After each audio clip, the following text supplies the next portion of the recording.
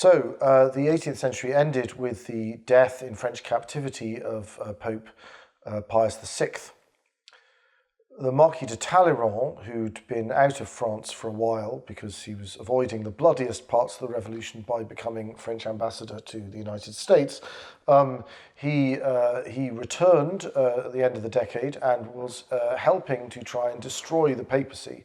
So his scheme was to abduct Pius VI, conceal him, pretend that he was dead when he wasn't, have pro-French cardinals elect a French-approved pope who they knew would be rejected by a large number of more orthodox cardinals, and then the orthodox cardinals would gather to elect another pope who they would see as the real pope, and then once the pro-French anti-pope had appointed his own cardinals and the anti-pope had appointed his own cardinals, they would then reveal that Pius VI was still alive, causing absolute anarchy as no one would know what the legitimate papal line was. So this is an incredibly malicious strategy, but it was foiled by their own brutality because Pius VI died before that could happen.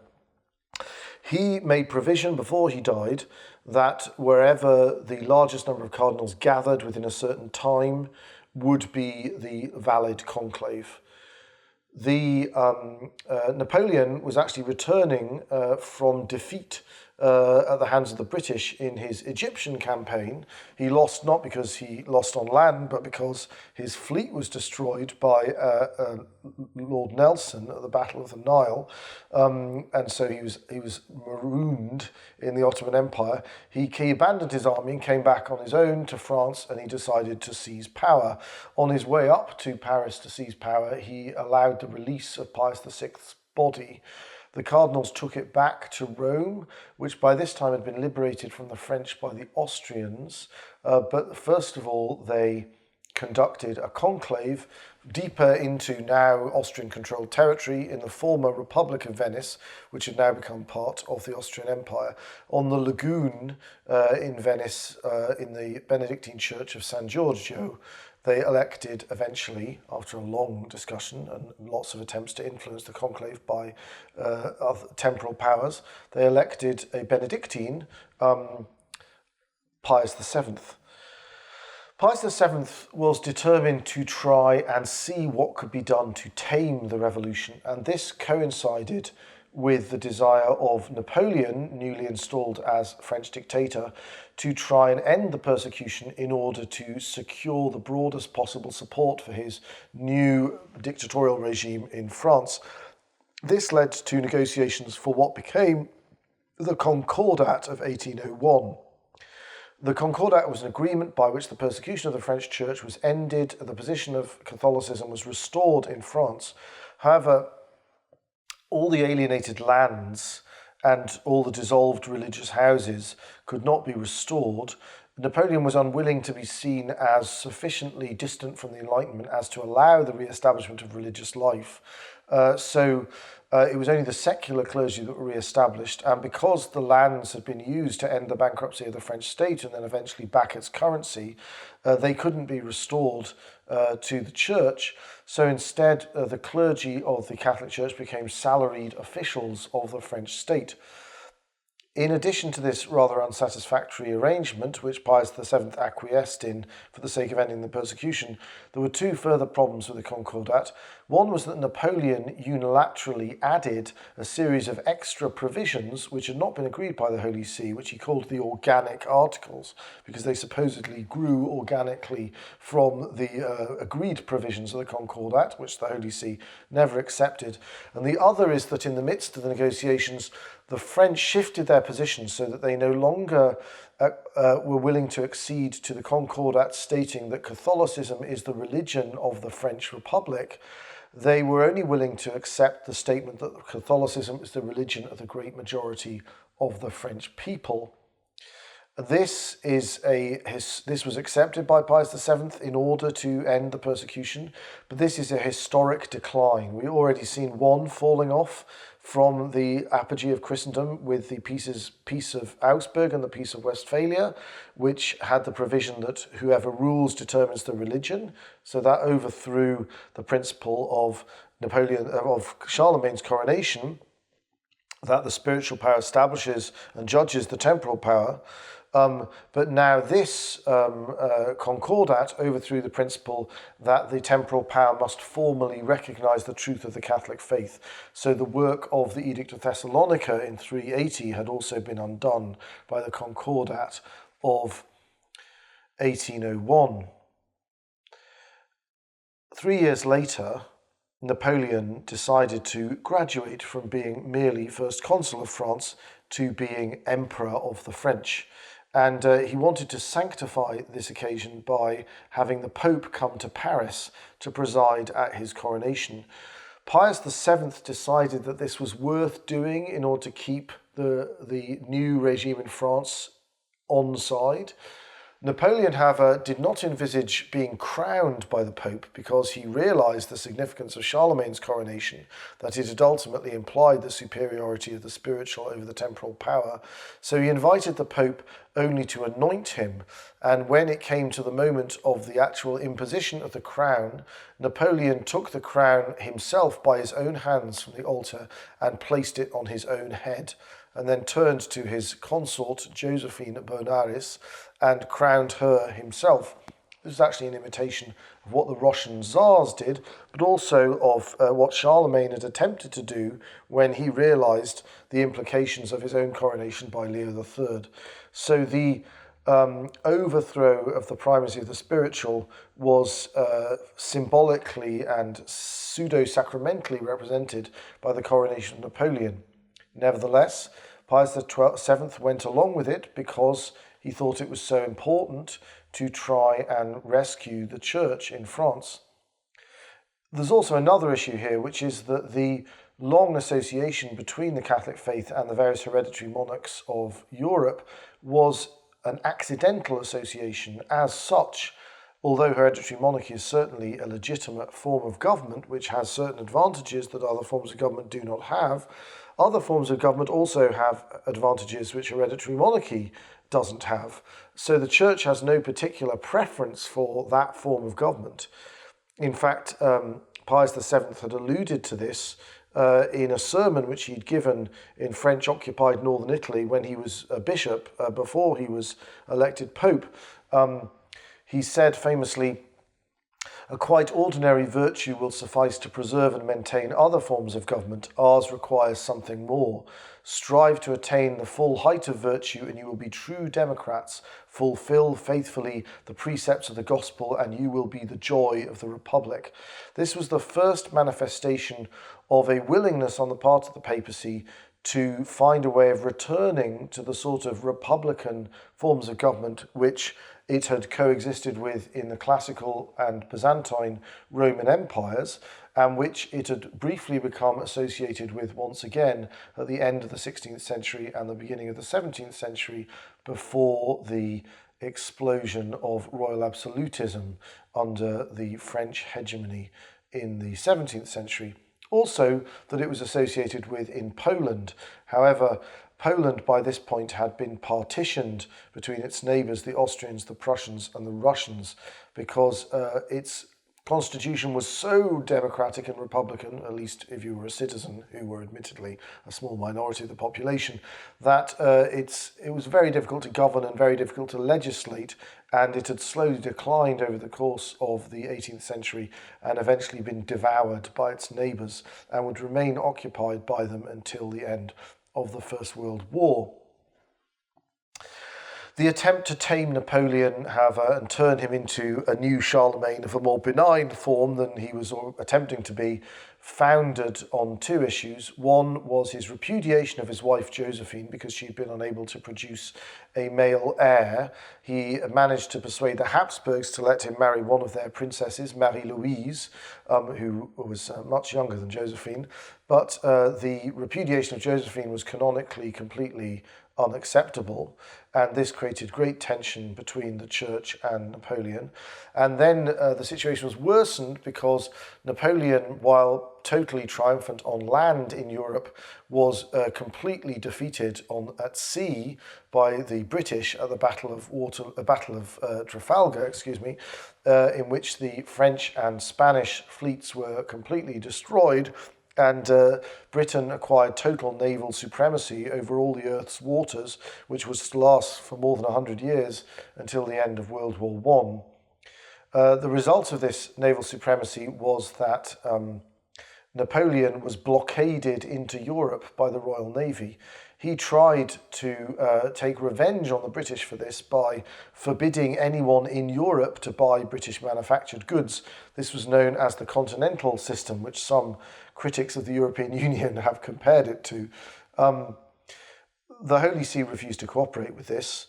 The Holy See, while it was attempting to do business with and win the favour of Napoleon, was not willing to be seen as a partisan on the side of the French against the British in the Revolutionary and Napoleonic Wars, and therefore it continued to allow trade between the Papal States and the United Kingdom of Great Britain and Ireland, as it was by that point. This infuriated Napoleon because, of course, it meant that British manufactured goods could flood into the continent through central Italy, and therefore he decided to invade and confiscate the Papal States. Pius VII responded to this by excommunicating Napoleon, and Napoleon responded to that by placing Pius VII under house arrest, which he remained under until the end of the Napoleonic Wars.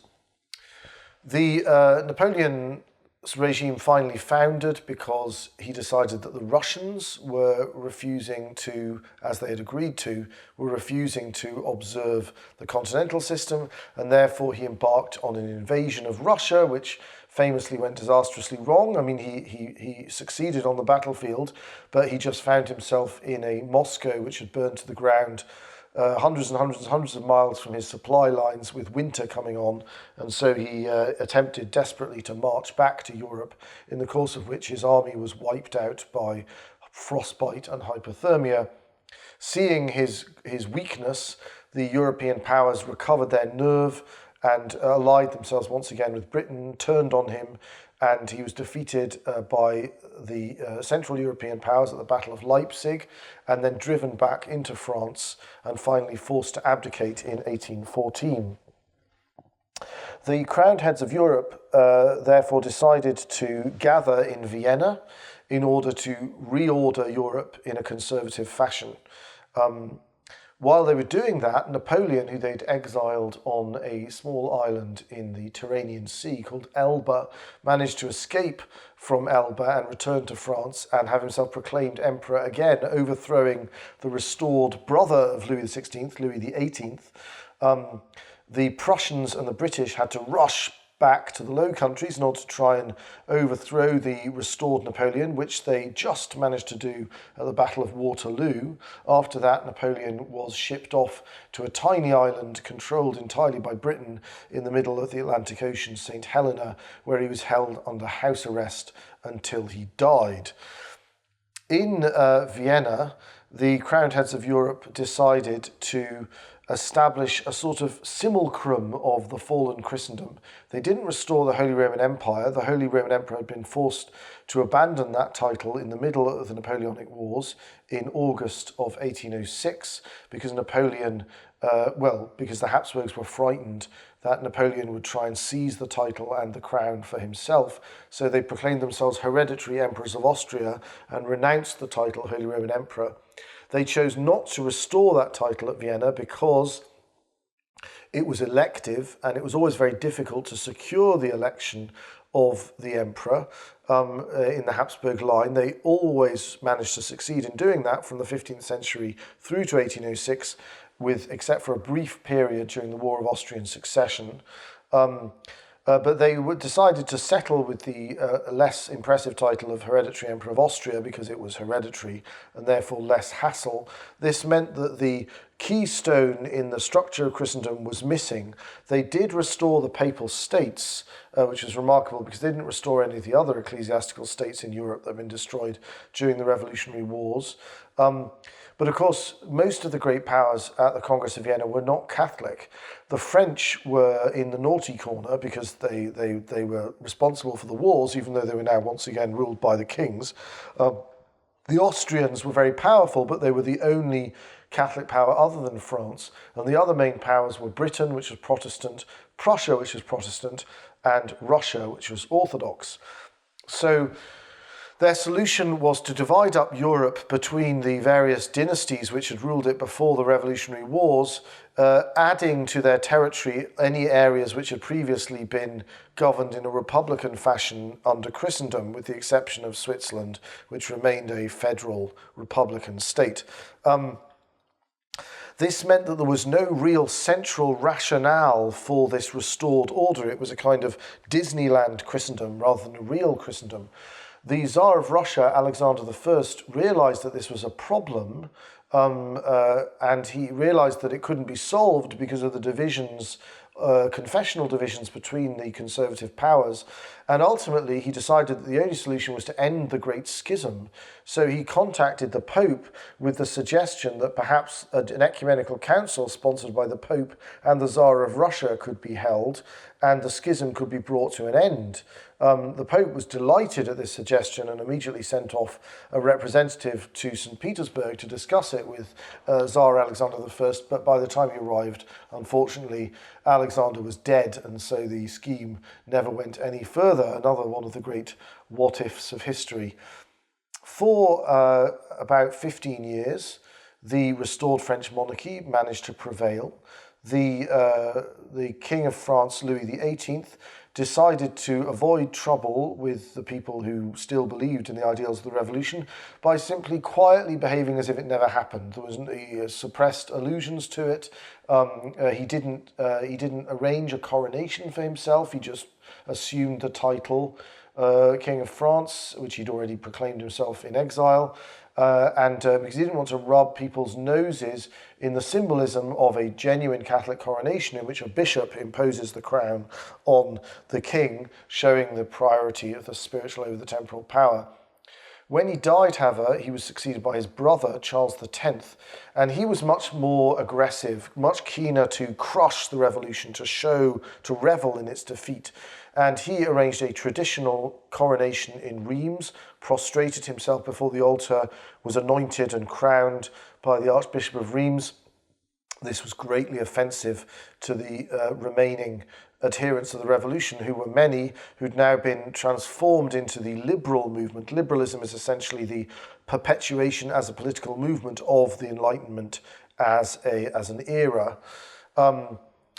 He poked the liberal bear even further by sponsoring legislation through the French restored legislature, which would make it a capital offence to desecrate the Blessed Sacrament, regardless of whether or not someone was a Catholic. This was in order to aggressively assert the priority of divine revelation over public policy and public law. And this action, despite the fact that in other respects the restored regime was quite successful, this action triggered a renewed revolution in 1830. And the cousin of King Charles X, Louis Philippe, the Duke of Orleans, whose father had been a rather shameful collaborator in the French Revolution, who'd signed the death warrant of Louis XVI, was placed on the throne in a kind of liberal revolutionary monarchy. This managed to persist for 18 years, albeit in very difficult circumstances, in which there was a kind of low-level civil war constantly going on in France, until Louis Philippe also was overthrown and replaced by the Second French Republic. In the meantime, the traditional Central European powers were still preserving the Vienna settlement. They managed to carry on through the Revolution of 1830, but not longer than 1848. When Louis Philippe was overthrown, revolutions broke out all over different parts of Europe, and only the Russians were apparently immune from the tendency at this point to reject the traditional forms of government. The Austrian Chancellor, the Machiavellian Metternich, was forced to resign, and the Austrian Emperor himself abdicated and was succeeded by Franz Joseph, who would remain Austrian Emperor all the way through to World War I. The failure of the Restoration attempts meant that there was a crisis among European Catholics.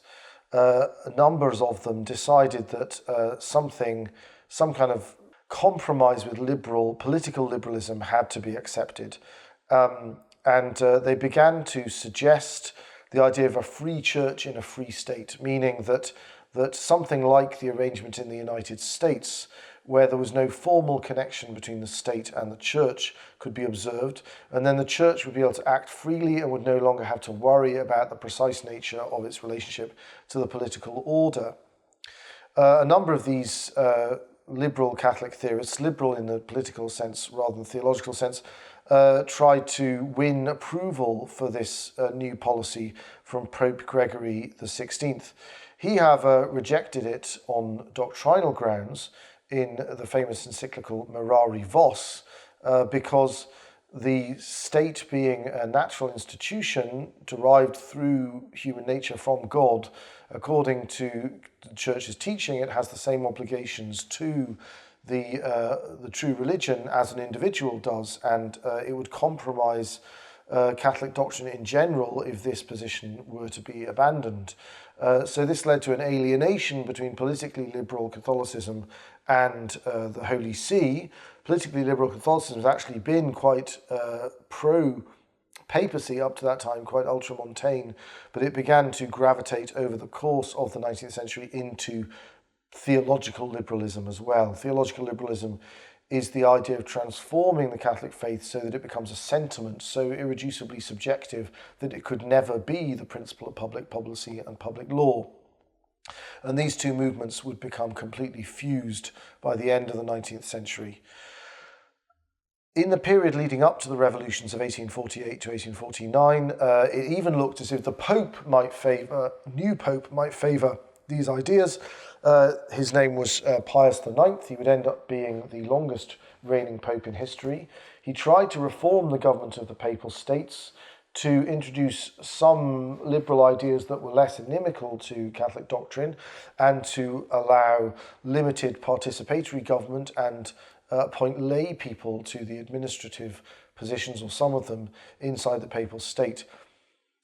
The problem with this approach was that liberalism was by now very strongly associated with nationalism, because the idea that the powers that be are ordained of God is rejected by the Enlightenment, and therefore it needs a different explanation for the origin of political legitimacy. And that explanation it found in nationalism, in the idea that each state should correspond to a particular ethnic or linguistic group, and that their collective will should be expressed through participatory institutions. This would mean, of course, that Italy would need to become a unitary state of a relatively liberal kind. There was several difficulties with this, but the most important of them is that Italy had been ignored as a unit at the Congress of Vienna, and it had been returned to the government of the various different dynasties that had ruled there, and those before the revolution, and those dynasties absorbed the territories of the republics which had been there before the revolution, the Catholic republics, and So in order to unite Italy, one would have to merge all these territories together, including very extensive dominions in the northeast of Italy belonging to the Austrian Empire. This would mean war of Italian nationalism against the Habsburgs, and Pius IX was unwilling to participate in that, as the Habsburgs were, of course, the foremost Catholic European dynasty. For this reason, the liberals who Pius IX had attempted to court turned against him and eventually threw him out of the Papal States and declared a new Roman Republic to be the rightful ruler of those territories. Eventually, the conservative European powers, led by the Habsburgs, defeated the Italian nationalists and restored Pius IX to his government of the Papal States. Pius IX became from that moment extremely conservative, as he was renowned to be in later decades and centuries. People sometimes forget about his first few years as Pope, his liberal period. However, the papacy didn't really have the resources sufficient to defend itself against the rise of Italian nationalism without the support of external powers. And so the Papal States were living on borrowed time. Archbishop Pecci of various times Perugia and Spoleto, Cardinal Pecci, who would one day become Leo XIII, advised Pius IX that there needed to be more than merely a conservative rejection of liberalism. There needed to be a positive vision of what Christendom would look like from first principles, were it to be restored, needed to be set before the Christian people. He suggested that this vision could be united with the dogmatic definition of the Immaculate Conception, which Pius desired and which he accomplished in 1854. However, this union of a papal Christian vision of the objectively valid political order was not attempted until 10 years later in the encyclical Quanta Cura. This encyclical contains many, more than a dozen, infallible condemnations of the key elements of political liberalism, and is a very, very important document for understanding the foundations of the Catholic view of the organisation of society. It caused great sensation, particularly another much less authoritative document that was published on the same day called the Syllabus of Modern Errors, which contained more than 80 condemned modern errors, the last one being that the Roman pontiff can and should reconcile and adapt himself to progress, liberalism and modern civilization. In order to confirm the position of the Pope in the Church, which had already been strengthened paradoxically by the French Revolution, because all the older episcopal hierarchies in the various countries invaded by the French revolutionaries had been destroyed, which meant that their claim to have special privileges that immunized them from papal authority was now made ridiculous, because in most places new dioceses had been created that were no longer those that dated from the late Roman Empire, but were now completely new inventions. This meant that the Pope stood out much more as the guarantor of continuity and tradition relative to the episcopal hierarchies than previously. In order to confirm this movement of ultramontanism, Pius IX decided to convene the 20th Ecumenical Council, the First Vatican Council, in 1870. This was going to consider many issues because there had been centuries since the Council of Trent, which was the previous Ecumenical Council. But in the end, because the regime in France that was supporting the Papal States by this point, the restored Napoleonic Empire of Napoleon III, actually collapsed while the council was going on. The Pope lost control of the Papal States and he had to suspend the council, and it was never reconvened. This meant that only 2 documents were produced by Vatican I, but they turned out to be extremely important documents. Dei Filius on the Catholic faith and Pastor Eternus on the infallible magisterium and universal jurisdiction of the Roman pontiff. The first one condemned the essential elements of theological liberalism, reaffirming the natural knowability of the existence of God and the rationality of the faith, but its true supernatural character. And the second defined that the Pope had unlimited power over the entire Church, and that when he made a definitive doctrinal judgment, even apart from an ecumenical council or the reception of that judgment by the Church, these judgments were infallible, irreformable in themselves. This created essentially the institution of the papacy as we experience it in the last 200 years, a papal monarchy endowed with supreme and unchallenged teaching authority, something which the popes had not been able to do really since the decline of the medieval papacy in the 14th century. One of the upshots of the Italian unification, which destroyed the Papal States, was that the Pope was left imprisoned in the Vatican. He refused to accept the annexation of his territories by the Italian nationalists, and therefore he couldn't leave the Leonine city, the walled area immediately around St. Peter's, and he stayed in there protesting his sovereignty and refusing to accept the establishment of the new Italian state all the way from 1870 until 1929. Another consequence was the fall of the Second Napoleonic Empire in France. This had been established after a brief Second Republic when Louis Philippe's monarchy was overthrown in 1848. The first president of the Second Republic was the nephew of Napoleon, who shortly thereafter proclaimed himself Emperor of the French. His regime was liberal in structure, but with established Catholicism, and broadly benign towards the Church. Although it collaborated in the annexation of some of the Papal States, it preserved the remainder until it was forced to remove its troops from the Papal States during the Franco-Prussian War. The Franco-Prussian War was triggered by Prussia's attempt to drive the Habsburgs out of Germany and to unite all of Germany apart from Austria under the Hohenzollern dynasty. This was achieved by the brilliant, if rather sinister, German Chancellor, Prussian Minister-President, and later German Chancellor, Otto von Bismarck. He knew the French would never accept this because a new united Germany would be more powerful than France, so he tricked Napoleon III into engaging in a war with him, which Bismarck had long prepared for and which he knew that he would win.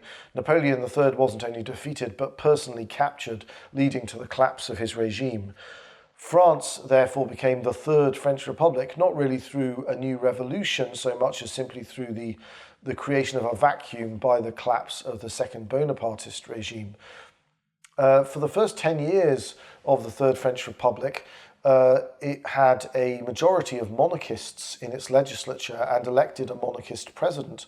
But the monarchists were divided between those who supported the legitimate French dynasty, the descendants of King Charles X, the grandson of King Charles X, and those who supported the Orleanists, Louis Philippe's descendants instead. Together they had a majority in the legislature, and together with the small number of remaining Bonapartists, quite a large majority, but not separately. And because the Orleanists had a broadly positive view of the revolution, they just thought it had gotten a bit out of hand.